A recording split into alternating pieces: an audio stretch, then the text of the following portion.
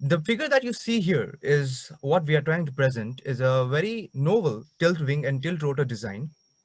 And we are going to speak about what's so novel about it. But first of all, we'd like to give you a visualization. What's a vertical takeoff and landing? So the need for vertical takeoff and landing came from the fact that fixed wing has a very little agility but high endurance. However, uh, rotor wings such as helicopter or quadrotors have more agility but a little bit less endurance. So how about we mix and match? So that was the idea. But the main concern for a VTOL is this phase, the transition mode. How do you move from a vertical takeoff and to cruise condition and vice versa? Also, there are aerodynamics challenges. For example, endurance, but there are slip strings from the rotors. Also, rotors have a lot of efficiency loss. So how do we cope with this trade-off? First of all, to address this issue and to make the agility and the issue of endurance, we came up with this design of having simultaneous tilt rotor and tilt wing.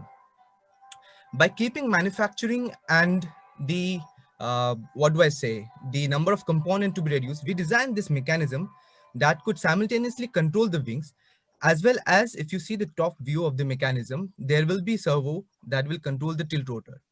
In the video, we saw an independent control of both tilt wing and tilt rotor. The video is, of course, the prototype that we have tested in wind tunnel. The final next stage beta phase model is what you see in this green and black colored configuration. Of course, this gives us an agility of 4 configuration: cruise, tilt wing, tilt rotor, as well as tilt wing and tilt rotor simultaneous control. We also have designed a drop mechanism which has a variable dock that can take out different kind of payload. So it's a user customizable payload with a variable drop mechanism. It means that this drop can change its rail, and there will be door that can open up at different kind of width of the payload. Our unique selling point is that we provide a very modular wing and tilt structure.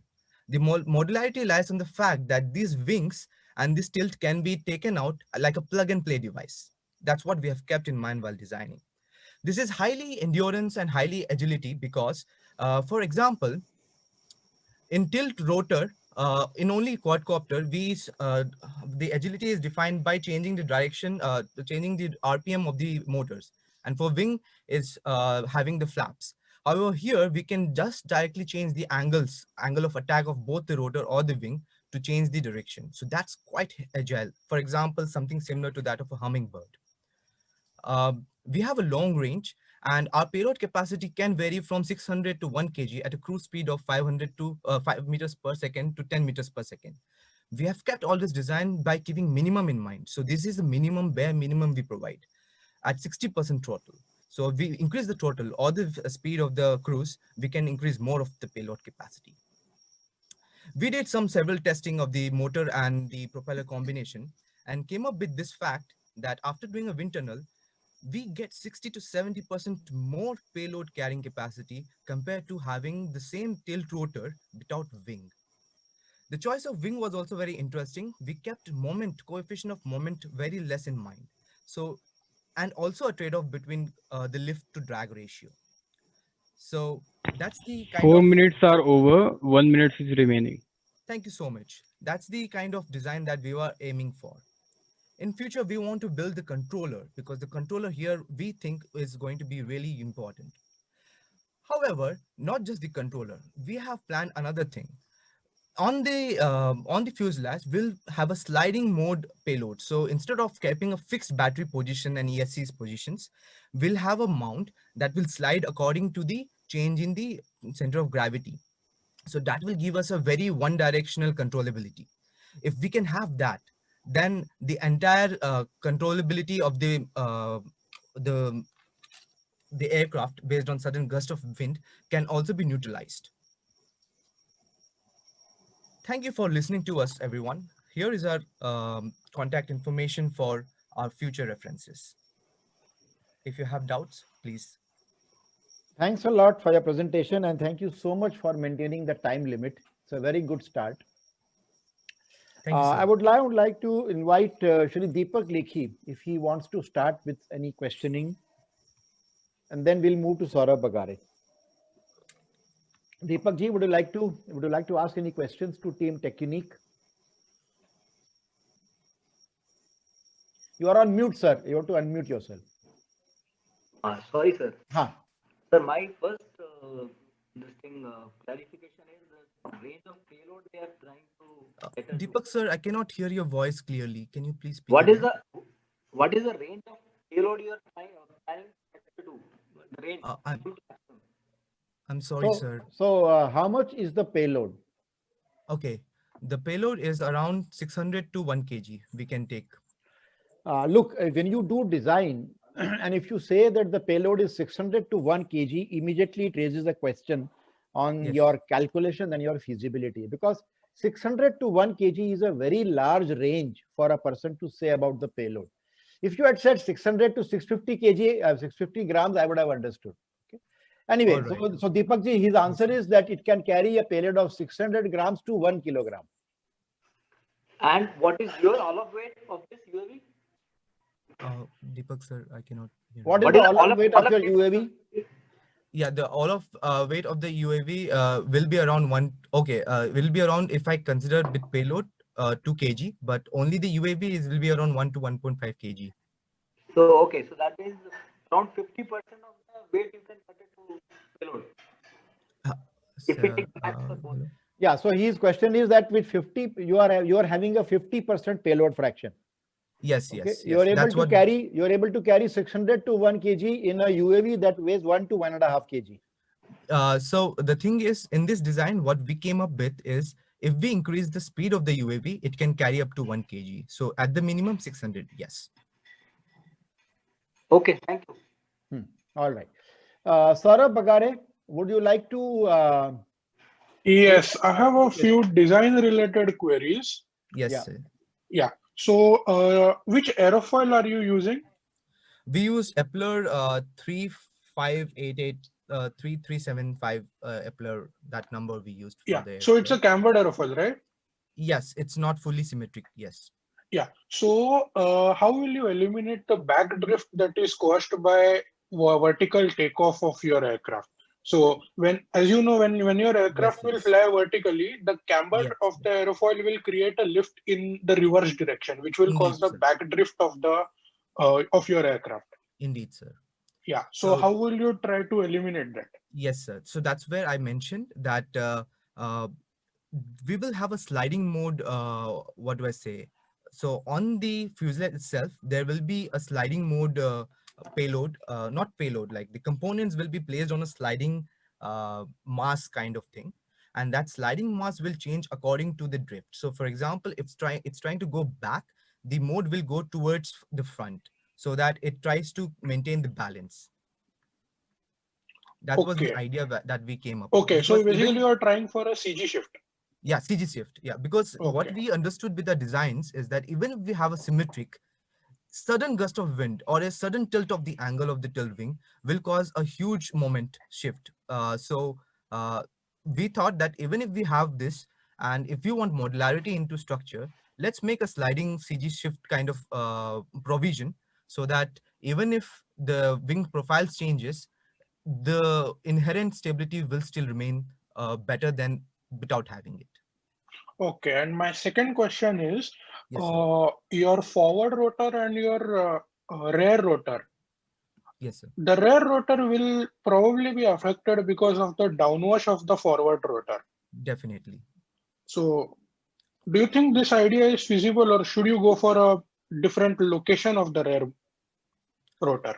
We checked that we have done literature review, and we found that yes, in some of the design, keeping the rear rotor a bit upward compared to, like, laterally upward compared to the front rotor, like the lateral positions, would be beneficial, definitely.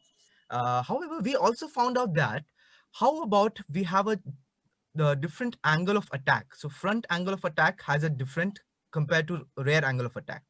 So we wanted to even investigate that, because in some of the papers, we found that even if you change the angle of attack, independent, the front and the rear has a different angle of attack, the down effect of downwash can be reduced. So this is what we found out. So to investigate further, of course, this is a prototype one version. We want to investigate further of this. Our possible options are to make the rear or motor up or have a different wing configuration. However, we also are afraid of the controllability. So that's why we thought of making the design simple and make a what is it, agile kind of development where we have one parameter fixed and then test it and again change it so that the controller also develops along with the configuration. All right, all right. Appreciate your work. It will be great if you try to do a more in-depth analysis of internal testing, because we can't Yes, really know the entire performance just based on one wing. So it will be better if you do it the tandem wing configuration into the internal testing as well in the future. thank you, sir, for your feedback. We'll definitely do this. Yeah, that's it from my side. Okay, thank you so much. Namanuddin, how are we on the time? Because even judges have to maintain the time of maximum 15 minutes. Okay, okay. So, yes, you have time for 5 minutes more. We have 5 minutes more. Okay. So there is one question which has come from the audience. There is one Dr. Rajesh Joshi in the audience who is a very accomplished aero modeler from Nagpur, and he has asked a question Yes, sir. regarding the vertical stability during the transition from. Yes, sir. So can you comment on that? Regarding again the vertical stability during transition, sir, definitely these are the concerns that we also have. For example, the downwash and the wing coefficient of movement. So there will be just because the wing is present and this not fully symmetrical, there will be inherent coefficient of movement. Um, so the stability during the transition, what we can say is while the if there are two conditions, if there is no gust of wind, so we don't have any external condition, we do it in a very perfectly situated environment, then we definitely need the sliding mode of the CG shift in front and the, let's say, simple PID controller that tries to control the horizontal stability when the transition when the vertical takeoff is happening. Now, let's say there's a transition happening. So from this configuration to this configuration. So as this mechanism is trying to make the transition, there will be an counterbalance mechanism with the same servo motor, counterbalance that goes behind. So during the transition, the moment, the additional inherent moment that if we don't have a sliding mode mechanism, CG shift mechanism basically, the inherent moment had it to be done by the changing the at least the propeller or the angle of each of them. But since we have a sliding mode mechanism, this can be tuned along with the transition. So it is our hypothesis that because of introducing this inherent stability of the entire plane altogether, during transition, the counterbalance can help for additional balance. So our wings can focus only on agility and manuality rather than balancing it out. That's what we aim for. Okay, there I is hope- another question from Wing Commander PK Sharma about the anti-torque mechanism during vertical takeoff. Yes, sir. What is your answer? Have you thought of any anti-torque mechanism? You have 4 rotors rotating. Yes, yes. How are you going to handle the anti-torque during vertical takeoff? Like, I mean, anti-torque in which direction, sir? The pitch or the yaw? No, in a pure vertical motion, Yes, yes, yes. if I want to take off this aircraft absolutely vertically, Yes, yes. how are you going to handle the anti-torque from 4 rotors? Usually the 4 rotors will be rotating at different RPM. So let's say RPM direction. So for example, this is anti-clock, anti-clock, and this will be clockwise, clockwise. So that is just for the rotor effect. And if you want the wing effect to consider during the upward motion, we'll have the sliding mode balancer that can affect the wing. Have I cleared the doubt? Or You have tried to answer this now. That's okay. See, if I can just comment, Nomanuddin, you have to The give us. time up, Okay. sir. Okay. The last question. See, Yes, sir. basically, looking at your design and looking at the answers you are giving, it is Yes, sir. very clear that you have not done any serious stability analysis of various modes. Okay. It's easy and Yes, sir. simple to say that I will make or we will make a very complicated novel system. But at the same time, it's also very important to understand, and most of your answers are that we will do something to sort it out. For example, you're talking about sliding mode control, and you are thinking of putting a sliding mask. Now it's easier said than done, what you are saying. And also, all your study has been only on a single, as the Saurabh Bagare pointed out rightly, all your studies, all your photographs, all your internal testing is on a single wing configuration. But the Yes. the speciality of your design is a double wing configuration with 4 rotors. So Yes. you are still quite far away from realizing your concept, and the proof of the pudding is in the eating, as they say.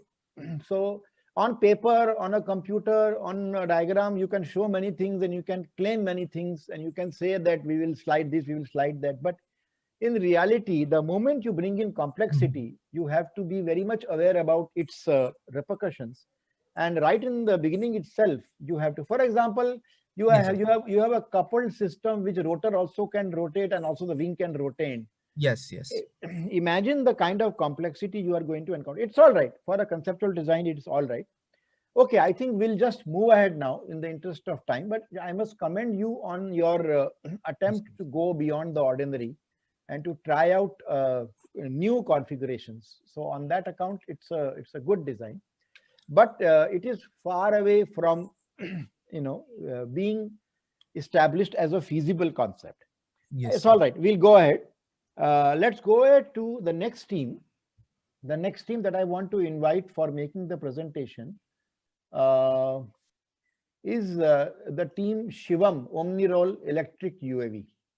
So Yes, sir. yeah, so you can share your screen and you can start your presentation. So Namanuddin, please keep a watch on the time, both for the presenter as well as for the judges. Okay, sir. So the judges get 15 minutes and the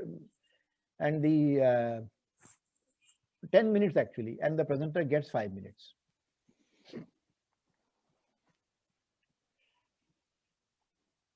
Yeah, so Shivam Bhandari is trying to share his screen. It's okay. Yeah, your screen is visible now, but you also make it in the full screen mode by clicking on yes. On the bottom, there is a button for full screen.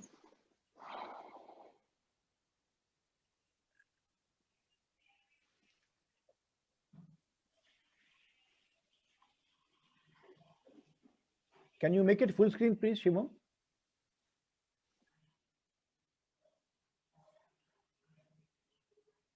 Oh, looks like we have lost him. Shivam, are you there? Can you hear us?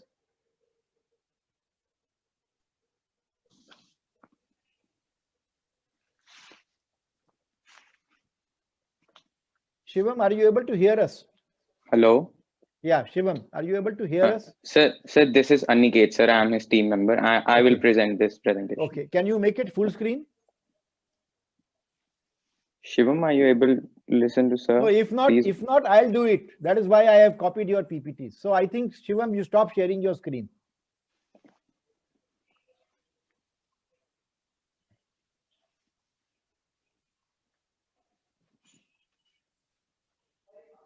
Shivam is requested to stop sharing his screen so that I can present it from my side.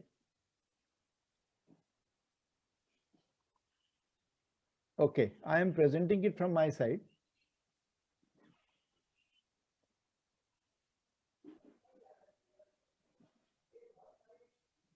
Just give me 1 minute. Right. So Aniket, you can start. When you say next, I'm going to go to the next screen. Sir, I'm not able to see the Your presentation, PPT sir. is not visible. Okay, my PPT is not visible. Okay, wait. I'll stop the share and I'll share it once again.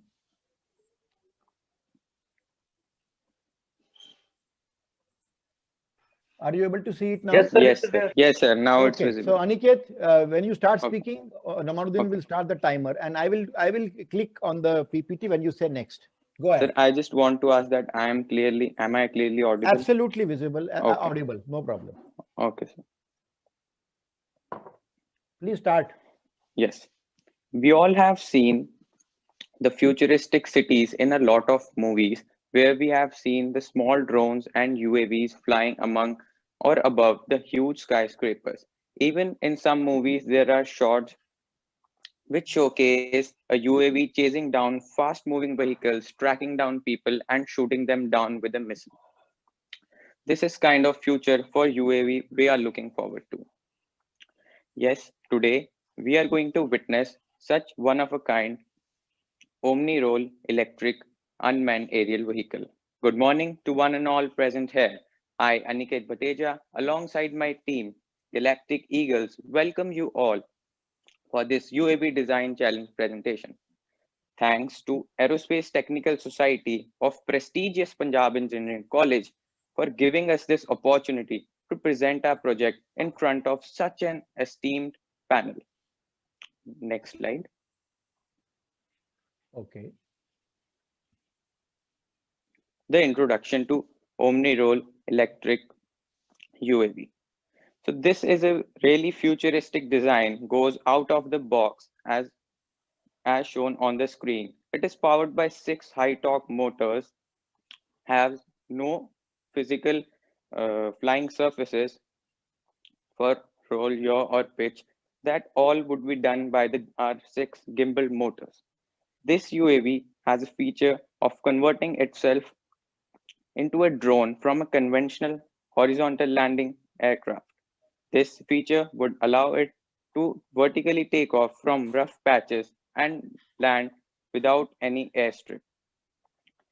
This combination is really effective for any agency to procure as it would be a cost-effective alternative showcasing its versatility and its futuristic design, which would be able to fulfill all the needs which would we have in the near future. Next slide. On your screen are the key components of our Omni-role electric UAV, the special gear mechanism, the tilt rotor configuration motors, the new unconventional tail design, a highly resilient fuselage structure with a wing, and also a wing design which is able to withstand all the vibration and disturbances caused by the motor and the loads applied to it. Next slide.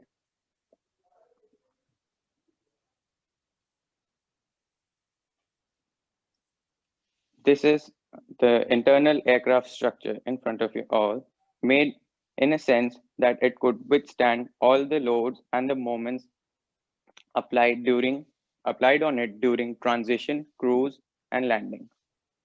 Next. Main questions asked on for this project are its capabilities to withstand the vibrations caused by the motors, as it is fitted with 4 motors on the wings and 2 on the empennage. So we have done the FEM analysis, the finite element. We have used the finite element method to showcase that it can withstand the loads applied to it. We have assumed a simple model of wing as a cantilever and have applied a point load on it for this first experiment. The second most challenge what we face is regarding the disturbance created by the first propeller during the time of cruise for the second one. We have used fluent analysis for it and have showcased different variations of fluid taking pressure as base. We have seen 4 minutes are over. 1 minute is okay, remaining. yeah, thank you. We have seen that the disturbance is not a deal breaker for this project, and we can work on it very easily. Next. Yeah, I have done this. Next.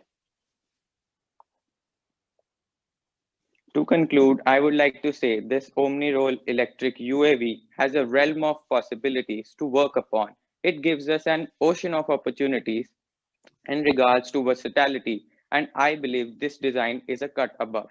Thank you. Okay, thank you so much.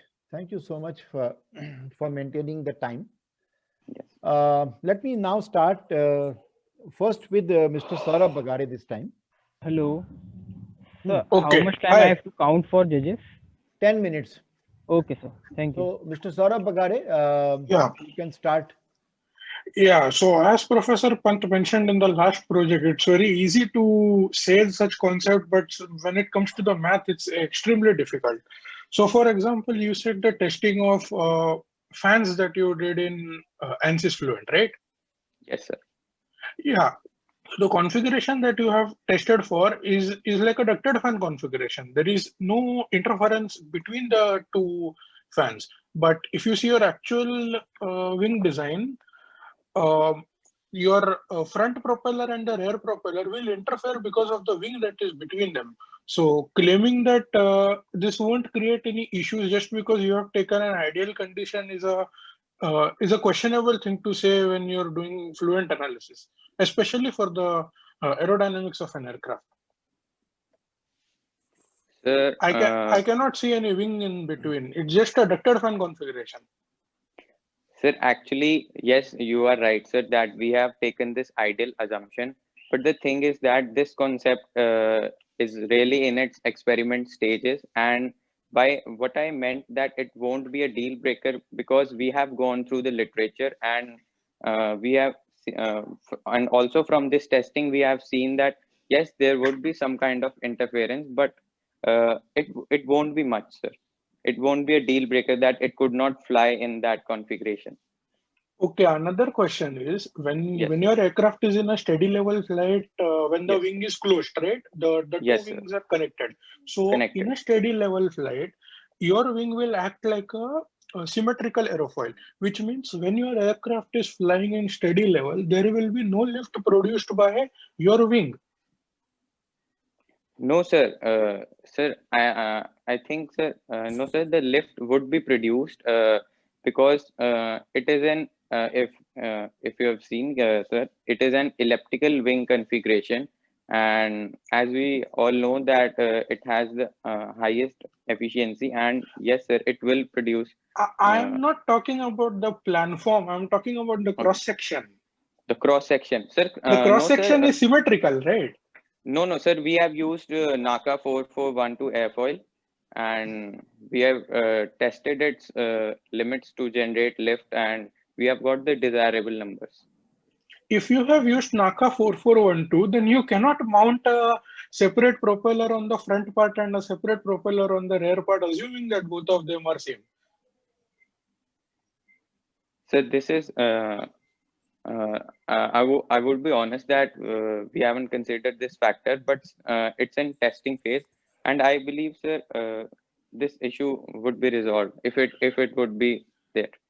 And my last query is, Yes. you did such a good design, but you never talked about the three basic control axis of the aircraft. Pitch your role. How will your aircraft execute Sir, pitch your role? yes, sir. Sir, I in the starting only I said in the introduction part that there are 6 gimbal high torque motors and there are no flying surfaces. So we would make an integrated computer system which would allow the motors to gimbal in a manner that they could pitch, roll, and roll.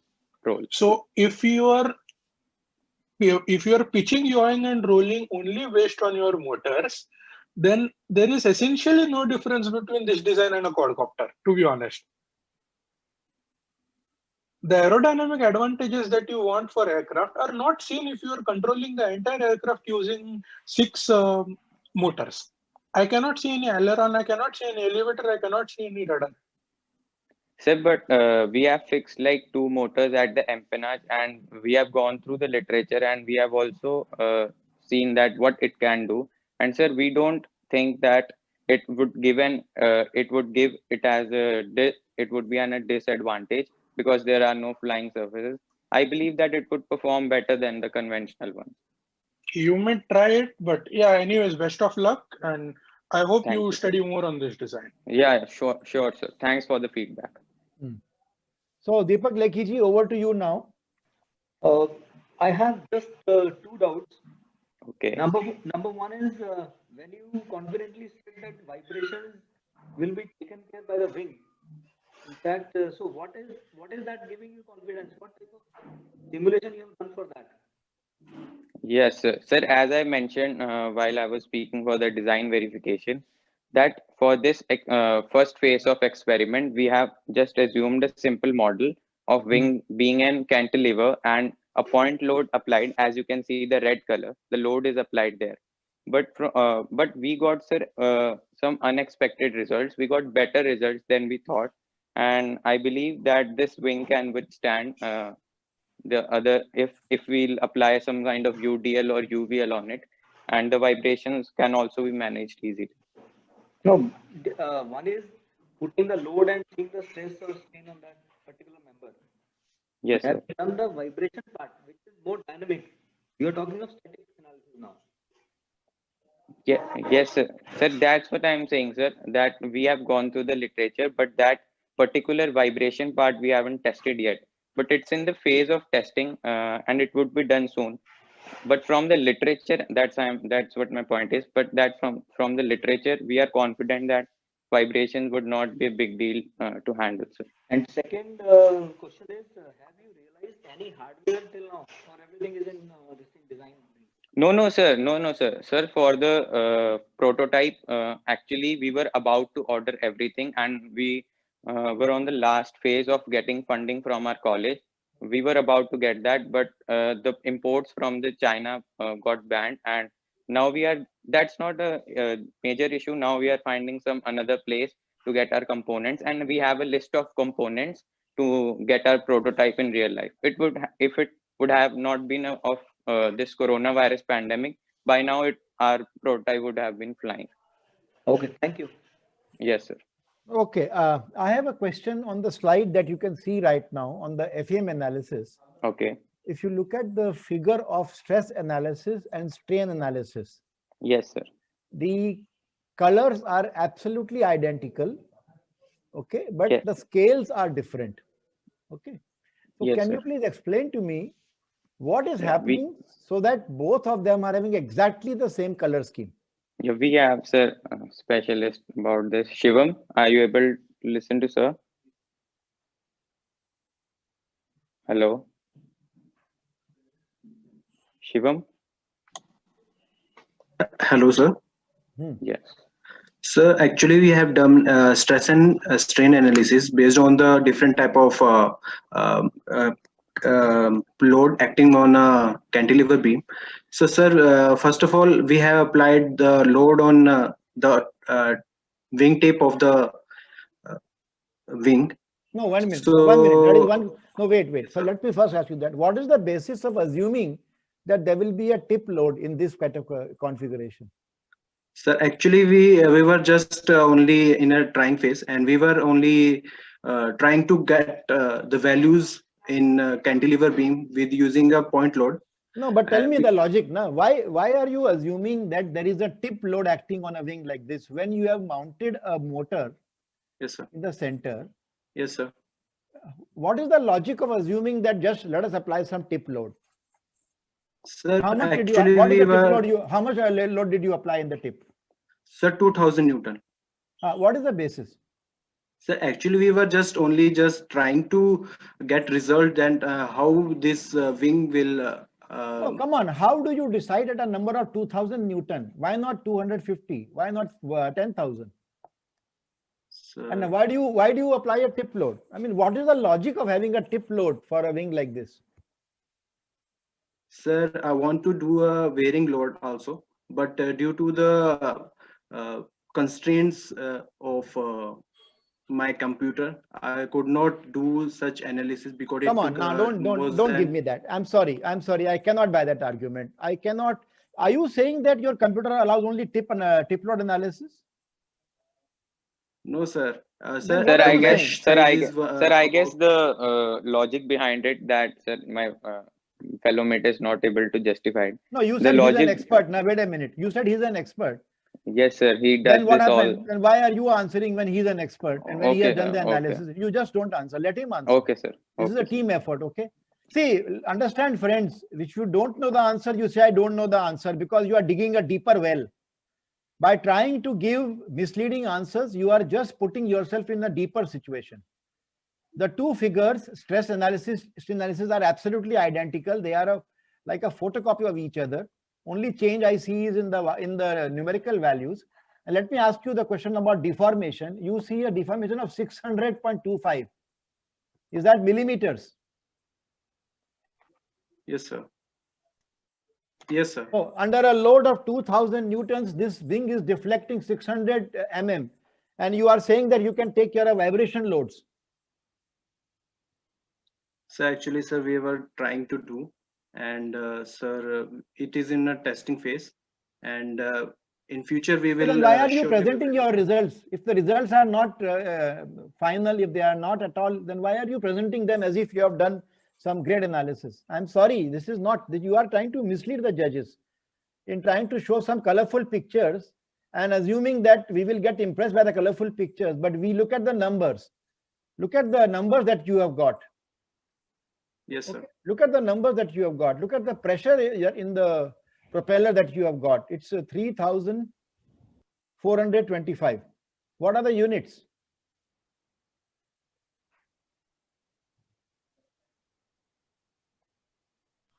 Sir, sorry for interruption. Time up for this. Okay, thank you so much. Thank you, Namaruddin. We can go on. Thank you, sir. I would like to now request. Okay, there was a question from Sunny Kumar, but there is no time for it. Sorry, Sunny. We'll now go to the next team, which is Saurav UAV Design Challenge. Saurav? Am I audible? Yes, you're audible. You can now share your screen. I have allowed people to share the screen, so you can share your screen. I would request Anand Mohan Singh and Priyanshi Jain to also check their mics.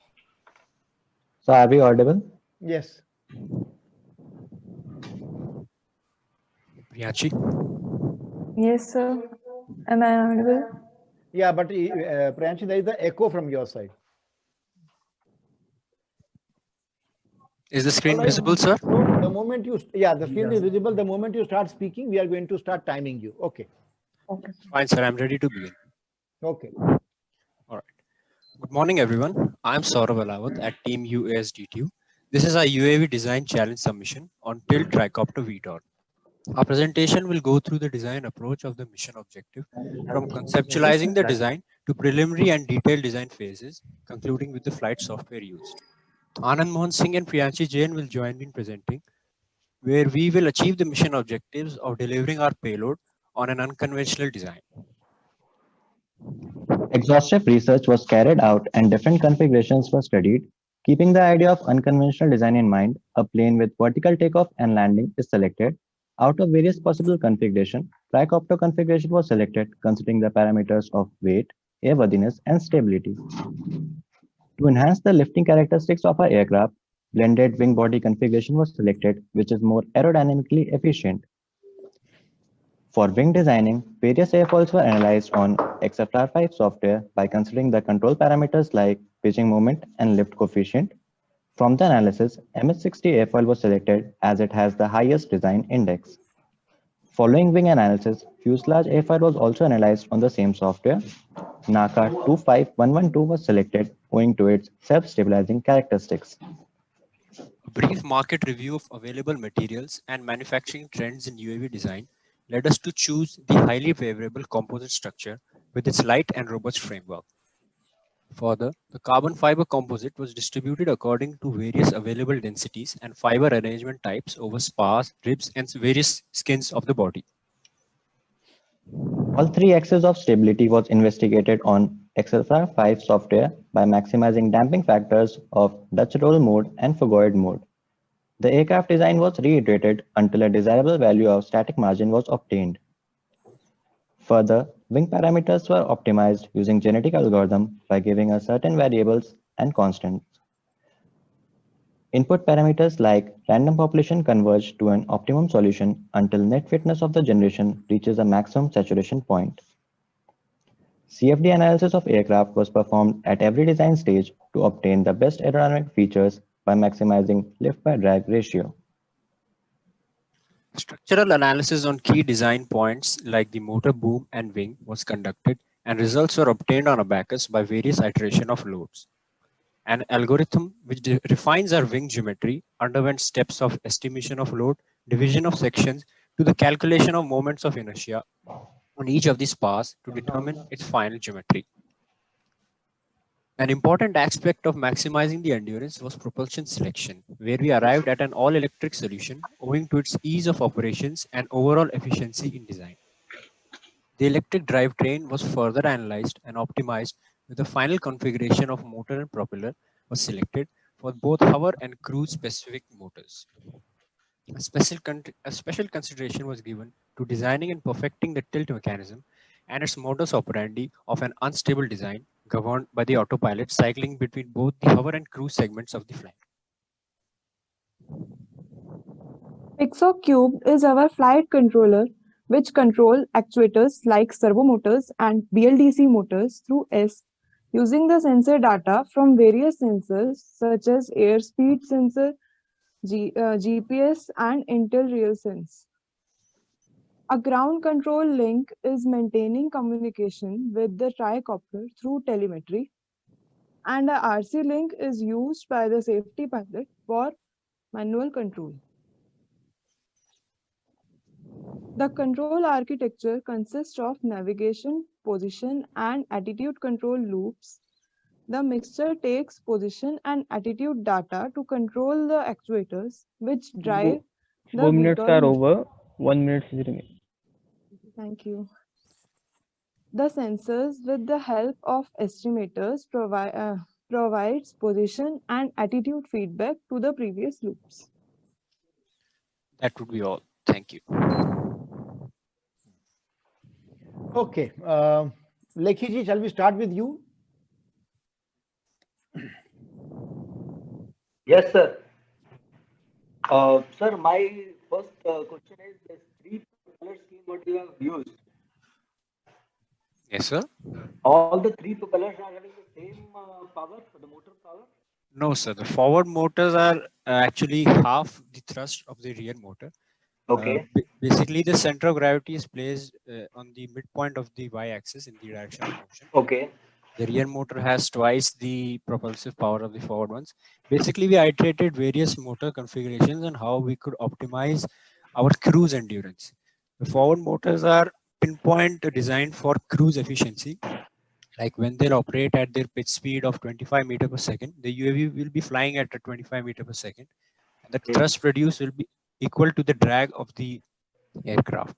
And the remaining thrust during hover phases will be handled by the rear motor and the front motors together. And you are only tilting the front propellers, not the rear one. Yes, sir. We are only tilting the forward ones. Okay. Reason for that? Reason for that is we have sufficient thrust from the forward motors to complete all segments of our flight. The forward motors have a maximum T by W of 0.8, which is enough for any normal maneuvers in the cruise condition. And what is your payload section? Okay. Payload, our payload is 750 grams and our total all-up weight is 7 kgs. This is for maximizing our endurance for 81 minutes. We can swap the battery packs for higher amounts of payload, but that will cost the endurance. So it's like 10% of it is it is 750 grams is allocated for the payload. Yes, sir. 10% is allocated for the payload. Yes, sir. It is for the maximum endurance capabilities. We can reduce our batteries up to say we can, the frame's weight is 3 kgs sans the batteries. Or if you compromise on the endurance, then what is the maximum payload you can take percentage-wise? Yes, sir. The like our plane's weight is 3 kgs and the remaining 3.5 kgs is for the batteries, and the rest is allocated for the payload, so that our all of weight is 7 kgs. So we can reduce our batteries to half a kg. We can have a 6S1B configuration which can fly for 10 minutes but carry a payload of 3 kgs. Okay, thank you. Yes, sir. Saurabh, you want to go ahead? Yes. So can you show me your fuselage photo? fuselage photograph. Okay, sir. Yeah, the top view of fuselage. Top view of fuselage, as you shown in the This one, sir. presentation. Yeah. Can you justify this diagram? I am not able to comprehend what this diagram is. This diagram shows the top view of the fuselage and not the cross section of the airfoil as discussed on the slide. But top view of the aircraft fuselage should be a wing, right? Top view of the fuselage is a blended body design. So this, yeah, so it should be the blended wing. Why am I seeing some unsymmetrical diagram here? This is the half of the body in the center. It is without the wings. Basically, this is to analyze how we can place the components inside the body and how we can shape the body to a perfect blend without any all right, so it's a half diagram. Cool. It's a half diagram. My next question is, how will your aircraft turn? Turn as in multi-rotor mode or a fixed wing mode? Do we care about that? We just want an aircraft to turn in any way possible. If you are flying and in the multi-rotor mode, we are operating in a tricopter configuration. A tricopter is inherently stable with its vector yaw mechanism. So when it's hovering, it can act as a normal multi-rotor. It can do its role. I meant a steady level turn. Steady level turn. In a steady level flight, we have our ailerons. We fly as a normal blended wing configuration. We have Skywalker X8 models available in the market. Skywalker. So we have ailerons. Yes, sir. So my main query is, you will turn using the aileron coupled motion, right? Yes, sir. Yeah. So because of that aileron coupled motion, you will have a roll moment that will cause your propeller at the rear to cause a drift that will change the altitude of the aircraft. The rear motor is not operational on the cruise segments of the flight. It shuts down during transition. Okay. So it shuts down whenever your aircraft is flying in a steady level. Yes, the forward rotors will tilt forward and it will act purely as a fixed wing during the cruise conditions. Okay. Then my next question is, in your graph, in your comparison that you have shown with your configuration with other configurations. Yeah, this is diagram. Yes. So based on the values that you have put, I can see that you have assumed your design to be better and put the values accordingly in the table just to show that your design is better.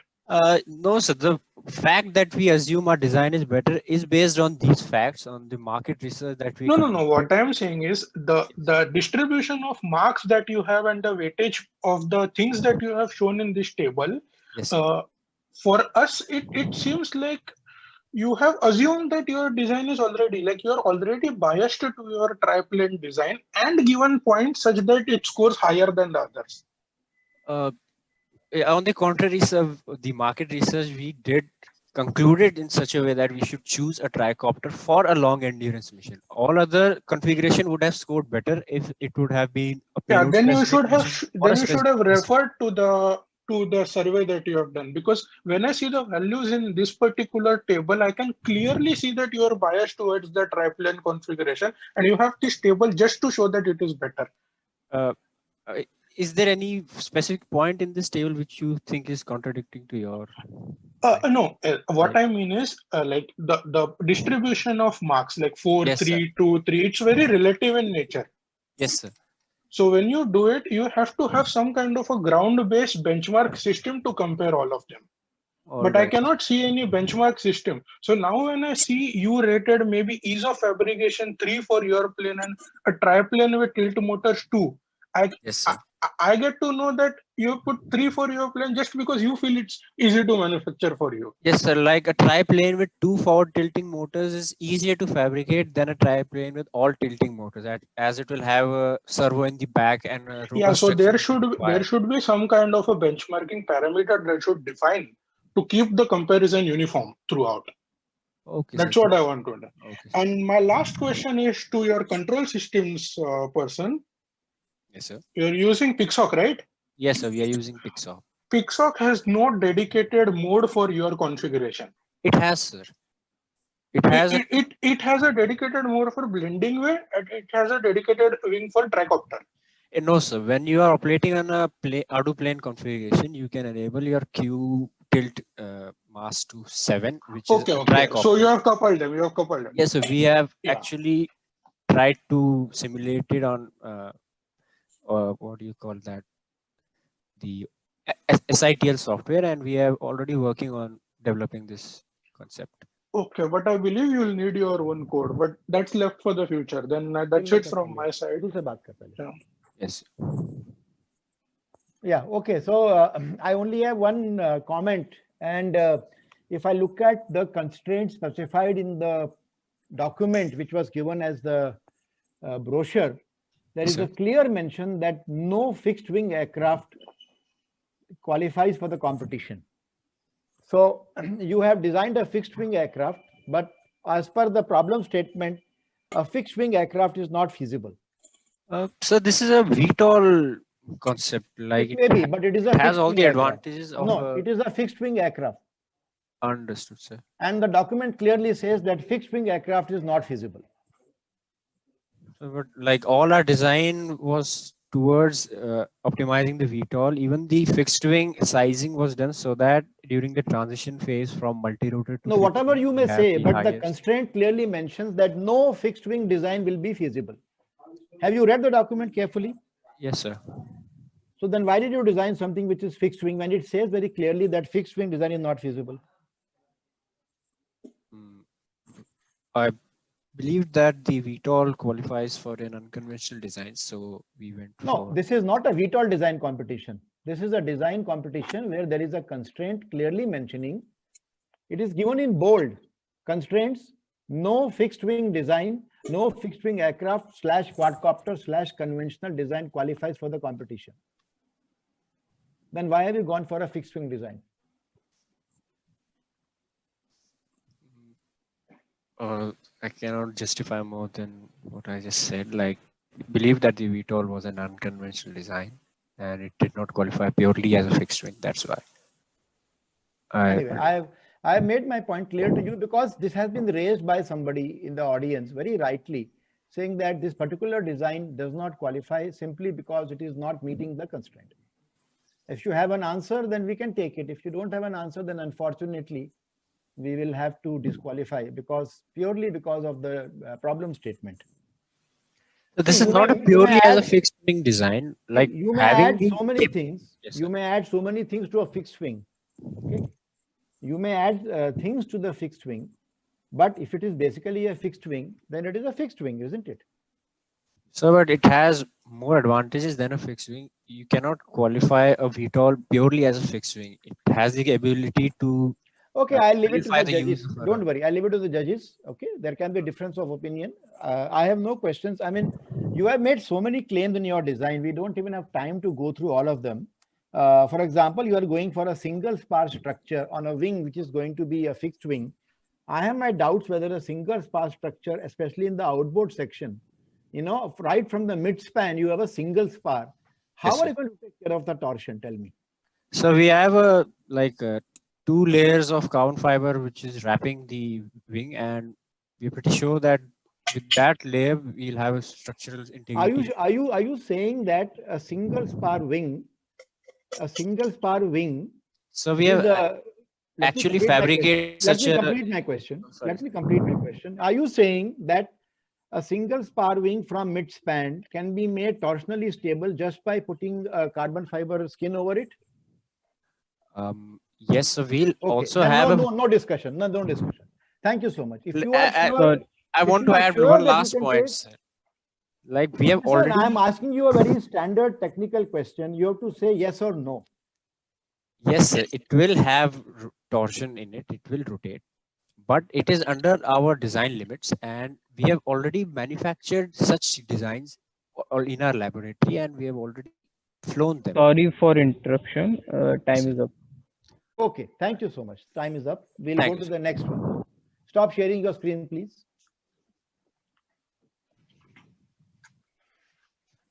We will now invite Lokesh Bansal to make the presentation. Lokesh Bansal, UDC. Am I audible, sir? Yes. Yes, sir.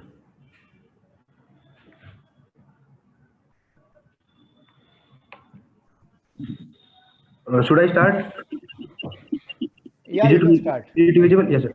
So good morning, everyone. The topic of my design is autonomous, inherently stable, high stealth airborne platform.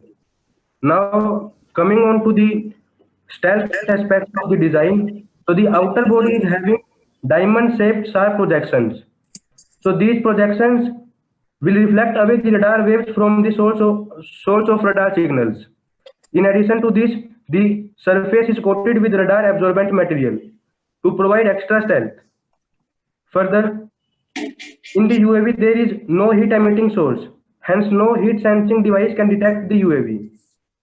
Furthermore, the two counter-rotating propellers are inside the casing that result very less noise in comparison to conventional configurations.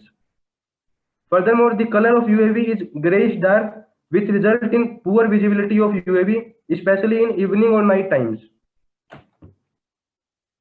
Now talking about the working and stability.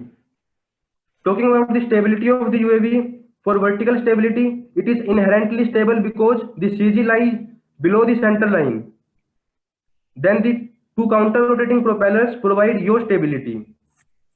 Now coming on working. For thrust, the two rotors will throw the air through the four nozzles at the bottom surface and create thrust. Then for flight directions, we are controlling the direction by thrust vectoring. It can be done by following three methods. Like you can see, there are method 1, method 2, and method 3. In method 1, the nozzle is divided in horizontal and vertical directions. Then the flow is divided between these two nozzles to get the desired force components. In method 2, the complete nozzle is getting tilted in our desired force directions. And in method 3, we are controlling the exit area of four nozzles to divide the thrust to control the thrust output. So we can use any of the method for the thrust vectoring. These are very simple, and we are controlling the system using a servo motor and a flapper. Now coming on to the flying aspects. Very fundamentally, we can fly it using a remote control. Further, we can easily make it partially autonomous, that will be able to fly with the help of GPS connectivity using mission planner software. Using the software, we can easily set the flight trajectory of the UAV. In addition to this, the UAV is capable to detect and track our target with the help of image processing applications. As you can see, the preliminary result of image processing of target recognition, detection, and tracking of helideck on ship, which is assumed to be our target. These are results of tracking of the target. A platform is moving from one end to another end in the video, and after video processing, in 80% efficiency, the code is detecting the target. Of course, there are some outliers also, but these can be removed using particle or Kalman filters. These are only preliminary results. So the UAV is able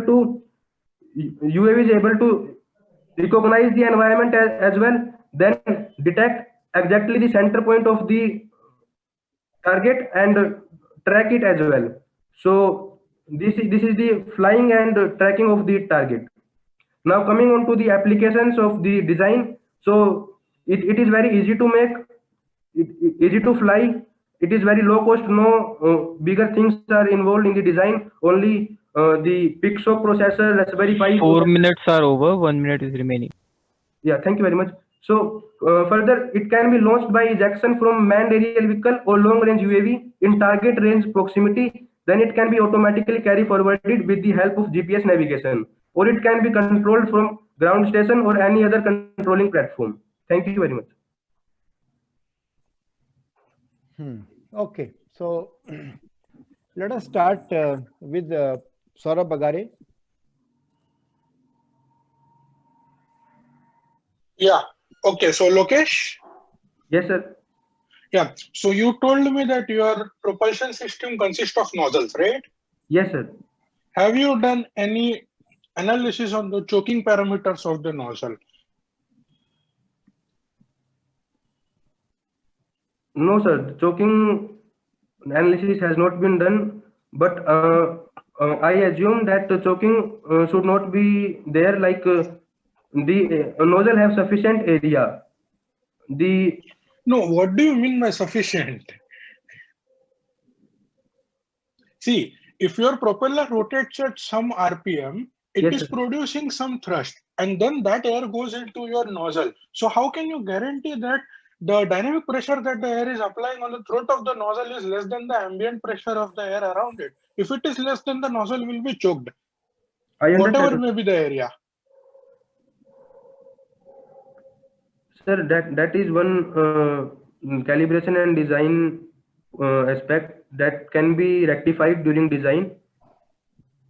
I assume that is a rectifiable problem, sir. So how will you rectify it then? Because you are constrained by the size of propeller. No, sir. Size of propeller is RPM is low, sir. The RPM is low. We are taking low RPM and more diameter of the propeller. Yeah, so there has to be some kind of a study done to compare all of these parameters. You cannot just claim that this design can fly and it will fly. Because it has nozzles, it makes it really difficult to fly, to be honest. Yes, sir. I understand the concern. And my next thing is you claimed quite a few things about the stealth capabilities of your aircraft. Yes, sir. So can you tell me the factors on which stealth parameter radar signature of an aircraft depends on? So, sir, it should not detected by the radar basically. No, that's what. What are the things that influence that? That's what I'm asking. What are the parameters? How can you decide that this body is not detected by radar and this body is detected by radar? So, sir, if the radar is sending a signal and it is getting reflected by the UAV and the radar is able to catch the signals back, then it can be easily detected by the radar. But That's what I'm saying. So what parameters have you put in this particular design that you say that it is difficult for radar Yes. to observe? Yes, sir, I'm coming to that. So you can see the outer body have these diamond-shaped projections throughout the surface. Yeah. And these will throw away the radar signals from the source of the signal. Okay.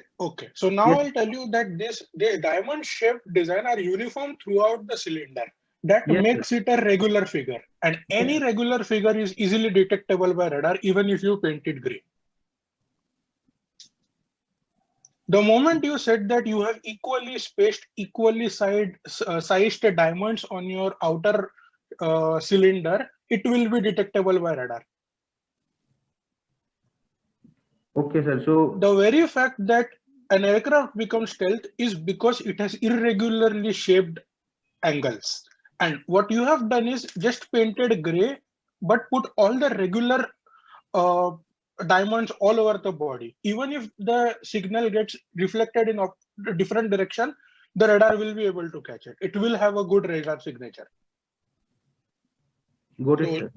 You cannot claim something as stealth just because it is painted gray and has a radar absorbing material. And again, you have just put one set of contra-rotating propellers that cannot take care of its maneuverability. It cannot maneuver anywhere you want it to go. It will just have a single direction of motion. It cannot have multiple degrees of freedom. Sir, by controlling the nozzle areas and nozzle thrust vectors, we can tilt the system and we can fly in a desired direction. That's the thing. Now you're talking about nozzle again. But in the first part only we said that talking about nozzle without doing calculation puts you in a questionable position. Yes, sir. I understand. So yeah, that's it. Okay, Lekhiji, would you like to continue? Yes, sir. I have continuing with the same point of radar signature. Actually, what I feel, it is overkill. You have done shape, diamond shape, the radar absorbing material, no heat emission, and it is ducted. So, what is the size of this UAV? Sir, so, sorry to interrupt, sir. Your voice is very low, sir. What is the size of this UAV?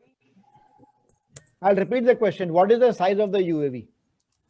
Sir, its radius is 22 centimeter. 22 centimeter. Yeah. Because Yes. what I feel this itself is a very small size, and you are putting so many factors, multiple factors for the radar vision. But do you think it is overkill? Sorry, sir, your question is not clear. Yeah, sir. it's anyway a very small size, Lokesh. So that's why he's saying that if it is such a small UAV, then do you really need to bother about so much of radar signature, etc.? Yes, sir. Like your point is valid. Like although the size of the system is small, then but still, sir, if the zone is very highly sensitive, then this will help, sir. Certainly, it will help. No, the question is, it is such a small UAV anyway. Even its dimension is so small, there is hardly any signature just because of the size. On top of that, you are putting so much of effort and explaining your one slide is dedicated to diamond shape and RAM and heat emission, etc. Let's move on. Next question. Yes.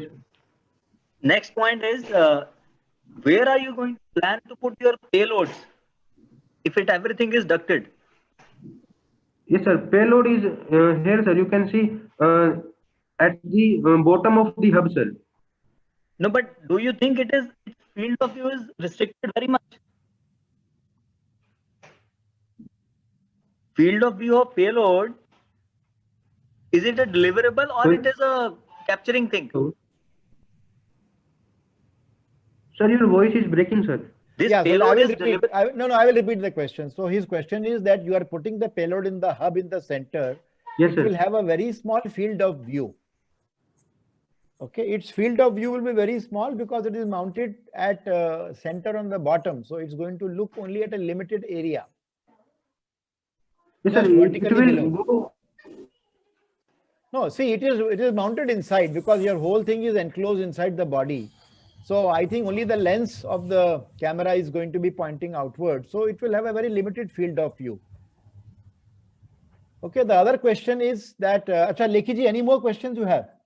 That's it, sir. Thank you. Okay, so there is a question to you, Lokesh, about how you are making such a rough non-aerodynamic body to fly. And also, what kind of cruise velocity are you expecting? What is the speed you are expecting, Lokesh, from this design?